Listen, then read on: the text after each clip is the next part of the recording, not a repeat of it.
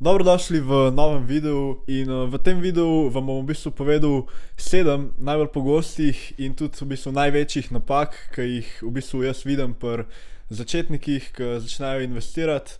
In verjamem, da v bistvu tudi kdo od vas dela te napake, to ni nič slabega.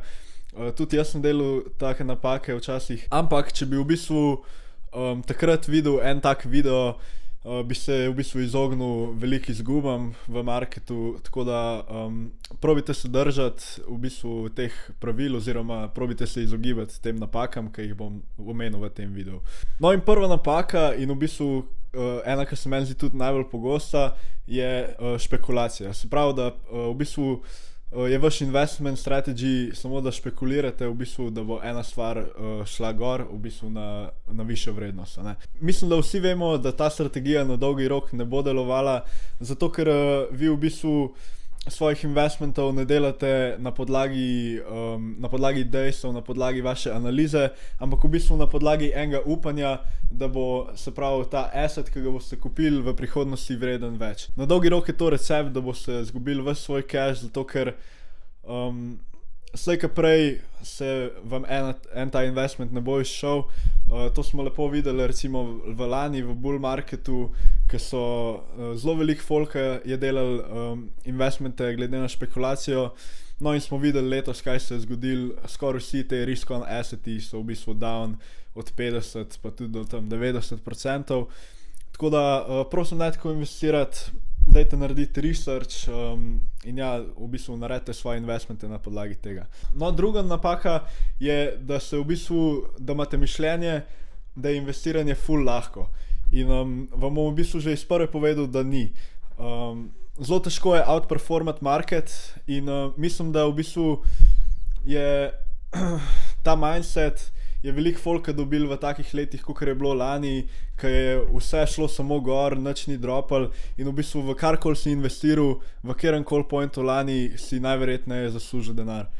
In moram vam povedati, da ponavadi ni tako, ponavadi S&P 500 ne gre gor v enem letu za 20%. Ja, hočem reči, da če hočete outperformati market, ne bo lahko, morali boste delati veliko researcha, zelo veliko podjetij boste mogli pregledati, preden boste najdeli tistega, ki je v bistvu primeren za vas. In ja, v glavnem veliko je dela. Zdaj, če hočete, da je lahko v bistvu, lahko investirate v ETF-e, poglejte si video, kako se upokojiti zgodaj za več na to temo.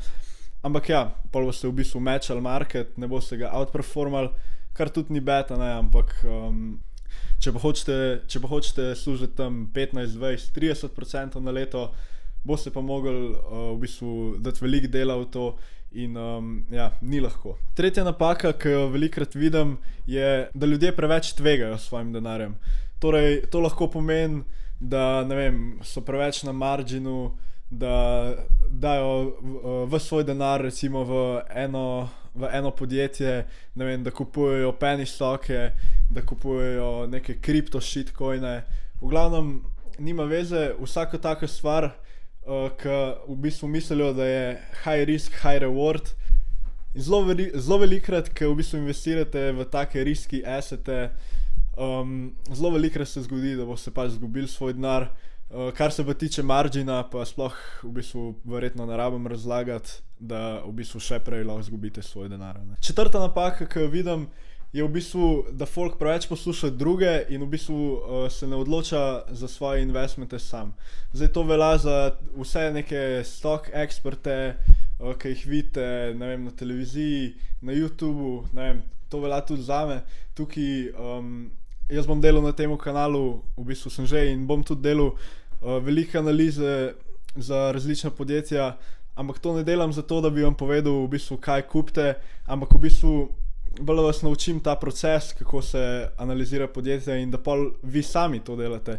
Zato, ker če boste vi vedno za svoje investicije se pravi bili odvisni od enega drugega, to ni dobro, zato ker kaj bo pol, ko bo imel narobe, izgubili boste ves cash in tudi v prihodnosti v bistvu boste mogli, vedno vam bo mogel en drug povedati, v kaj investirati.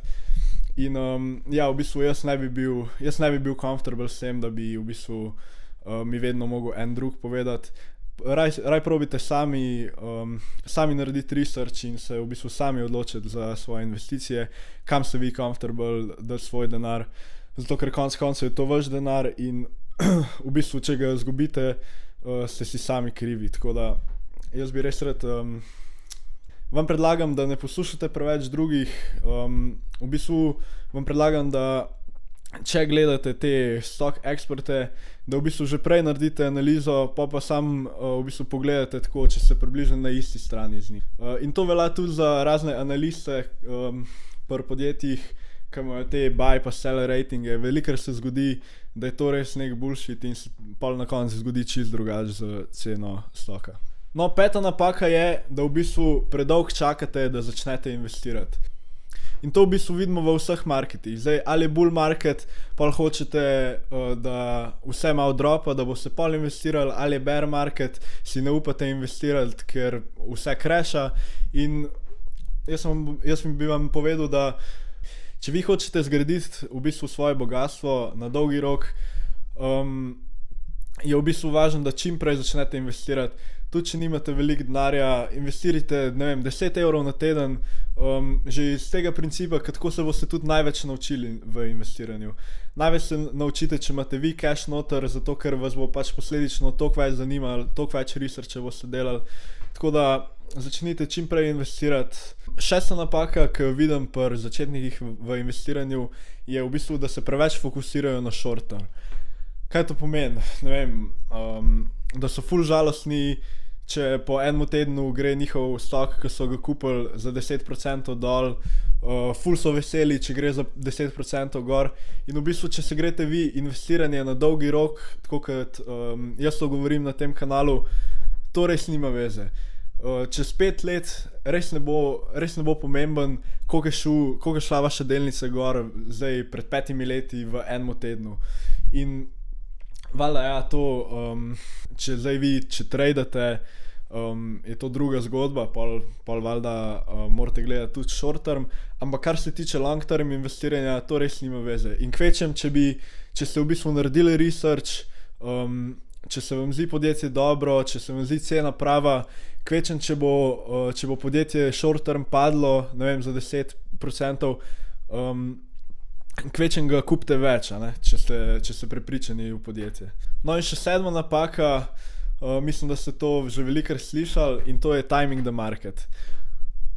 Vi nikoli ne boste zadeli lowsov, nikoli ne boste zadeli highsov, zato ker to je nemogoče. To je bilo dokazano, da v bistvu jaz bi vam v bistvu predlagal dollar cost averaging, torej kaj to pomeni, da ne vem, vsak teden, vsak mesec, karkoli, v glavnem eno časovno obdobje, date eno določeno število denarja v market. Se pravi, jaz bi tukaj predlagal nek ETF, kakor je SPY za S&P 500 recimo. In v bistvu je bilo dokazano, da konsistentni dollar cost averaging v bistvu skoraj v vseh primerih beata timing the market. Tako da ne misli, da ste pametnejši, da boste timali the market. Ne misli, da ste pametnejši, da boste zadeli in da boste lahko timali market, zato ker je to skoraj nemogoče in najverjetneje boste več zaslužili z dollar cost averagingom. No, če vam dam še en tak bonus na svet, še ena napaka, ki jo tudi pogosto vidim, je, da folk investira z emocijami. Zdaj, to se lahko zgodi, ker imajo mogoče prevelik denarja v recimo eni delnici, ali pa tudi zato, ker jim je, ne vem, ta delnica toliko všeč, da pol sploh ne morejo poslušati ene racionalne kritike za ta stock, zato ker so toliko dejansko in love s tem stockom, da tudi če se karkoli se bo zgodilo, ga oni ne bojo prodali, so prepričani, da je to najboljši stock in da bojo 100% full denarja zaslužili s tem stockom. No, in to ni nikoli dobro. Vi se ne smete tako vi se ne smete čustveno navezati na stock, zato ker na eni točki ga boste najverjetneje morali prodati, če ni to nek najjači stock, ki ga boste holdali za 50 let. Tako da ja, ne se čustveno navezati, konec koncev je to samo en inštrument, ki ga vi uporabljate za delanje denarja, tako da ne vem, zakaj bi tukaj vključevali čustva, zato ker to je pač recept, da boste izgubili v svoj cash. In ja, to je bilo 7 oziroma 8 najbolj pogostih napak. Napišite, če ste vi videli še kakšno.